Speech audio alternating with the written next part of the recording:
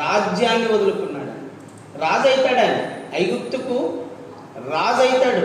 కానీ ఆ రాజరికం నాకు వద్దు, నేను దేవుని కోసం బ్రతుకుతాను, దేవుని ప్రజలైన నా ప్రజల కోసం బ్రతుకుతానని త్యాగం చేశాడు.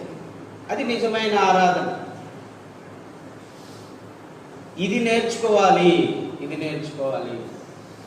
మీరు మాట్లాడే మాటను బట్టి ప్రభువుకు మహిమ రావాలి.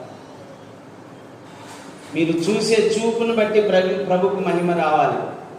మీరు జీవించే జీవన విధానాన్ని బట్టి ప్రభువుకు మహిమ రావాలి. అది నిజమైన ఆరాధన. అర్థమైందా మీకు? దేవుడు చెప్పమన్నాడు, చెప్పినాను. ఇది కూడా ఆరాధనే. పాటలతో స్తుతించడం ఆరాధనే, వాక్యాన్ని ధ్యానం చేయడం ఆరాధనే, ఆయన సన్నిధిలో కూర్చోవడం కూడా ఆరాధనే. బైబిల్ పట్టుకొని అందరికీ సాక్షిగా అన్ని జనుల మధ్యన మనం బైబిల్ పట్టుకొని వాళ్ళందరి ముందర ఇక్కడికి రావడం కూడా ప్రభువును గణపరచడమే, మంచిదే. కానీ వీటన్నిటికంటే మీ నిజ జీవితంలో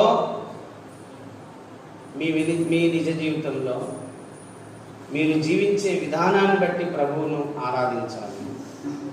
దేవుని వాక్యం ఏం చెప్తుందో ఆ వాక్యాన్ని అనుసరించి మీరు ప్రభువును ఆరాధించాలి. మనం టీవీలో చూస్తున్నాం, సువార్థికులను కొడుతుంటే వాళ్ళు ఊరికి చేతులు అడ్డం పెట్టుకుంటున్నారు కానీ తిరిగి కొట్టడంలా, చూసారా? అది నిజమైన ఆరాధన.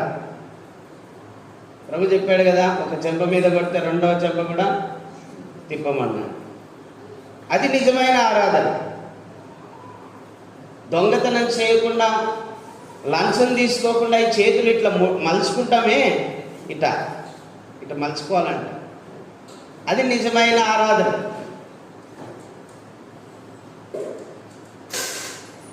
మన నిజ జీవితంలో ఆ నిజమైన ఆరాధకులుగా అభిషిక్తుని సంఘ సభ్యులు ఉండాలనేది ప్రభు యొక్క కోరిక. హల్లెలూయా, దేవునికి స్తోత్రం. ఈ మాటలు మన వెనుకల్లో దేవుడు దీవించునుగాక. ఈ సమయాన్ని అన్నగారికి అప్పగిద్దాం. ఇర్మియాకు